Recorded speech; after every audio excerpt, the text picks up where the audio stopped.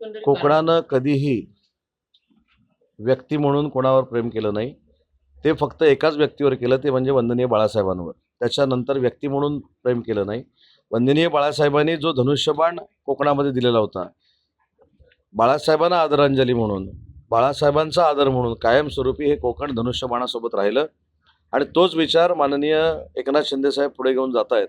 म्हणून काल जसं शिंदेसाहेबांनी सांगितलं की आम्ही या 3 जिल्ह्यामध्ये 9 शिवसेनेनं जागा लढलो, 8 आम्ही त्याच्यातले निवडून आलो, 15 महायुतीनं जागा लढल्या, 14 आम्ही जिंकलोय. त्याच्यामुळे मला असं वाटतं की हा वंदनीय बाळासाहेबांच्या विचाराचा प्रदेश आहे आणि वंदनीय बाळासाहेबांचा विचार एकनाथ शिंदेसाहेब पुढे नेत आहेत. म्हणून पूर्ण कोकणातली जनता ही एकनाथ शिंदेसाहेबांसोबत आहे.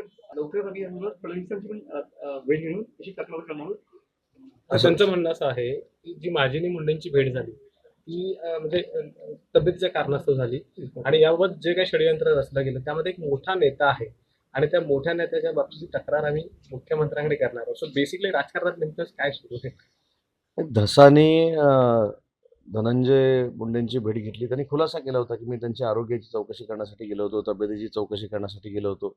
त्याच्यानंतर मनोजी जरांगेंनी त्याच्यावर काहीतरी आपलं मत एक प्रदर्शित केलं.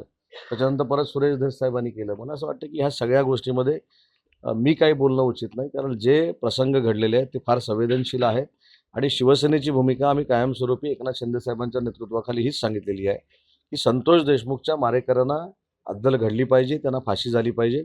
परंतु या सगळ्या घटनांकडे बघताना त्याशी आमचा काही संबंधच नाही. सुरेश धस मुंडेंना भेटले, मुंडे सुरेश धसना भेटले, बावनकुळे साहेबांनी प्रेस कॉन्फरन्स घेतली. हा सगळा त्यांचा अंतर्गत विषय आहे. त्याच्यामुळे त्याच्यावर लक्ष ठेवणारे, त्याच्यावर बोलणारे नेते आहेत ना महाराष्ट्रामध्ये. मला असं वाटतं की किती वेळ तुम्ही एकनाथ शिंदे साहेबांना टार्गेट करणार ना, किती वेळ करणार, किती वेळ बदनामी करणार. मला आठवत नाही आता तारीख, पण 15 दिवसापूर्वी राजन साळवींच्या बाबतीमध्ये देखील संजय राऊत साहेब हेच बोलले होते की ते कडवट शिवसैनिक आहेत. वंदनीय बाळासाहेबांचा विचार असं तसं, यांची साथ सोडणार नाही, त्यांची साथ सोडणार नाही. त्याच्यामुळं मला त्याच्यावर काही बोलायचं नाही. शेवटी त्यांना कॉन्फिडन्स असेल ना, पण त्यांचा कॉन्फिडन्स एकानं लूज केला आहे हे देखील त्यांनी बघितलं पाहिजे. तेव्हा ते बोलले, मॉरल देण्यासाठी कार्यकर्त्यांना बोलले, भास्करराव जाधवांबद्दलचा विश्वास म्हणून बोलले, त्याच्यावर मी कशासाठी बोला. पण हेच ते 25 दिवसापूर्वी राजन साळवींच्या बाबतीमध्ये बोलले होते की राजन साळवी साहेब एकनाथ शिंदे साहेबांसोबत जाणार नाही आणि म्हणून एखादा कार्यकर्ता घेतल्यानंतर एकनाथ शिंदे साहेबांवर टीका करणं हे मला असं वाटतं की राजकीयदृष्ट्या योग्य नाही.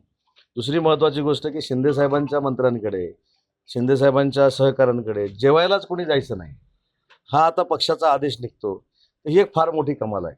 आणि म्हणून मी काल म्हटलं की आता इथपर्यंत हे ठीक आहे, पण भविष्यामध्ये सकाळचा नाश्ता पोहे खायचे, उपीट खायचं, हा देखील आदेश येणार आहे.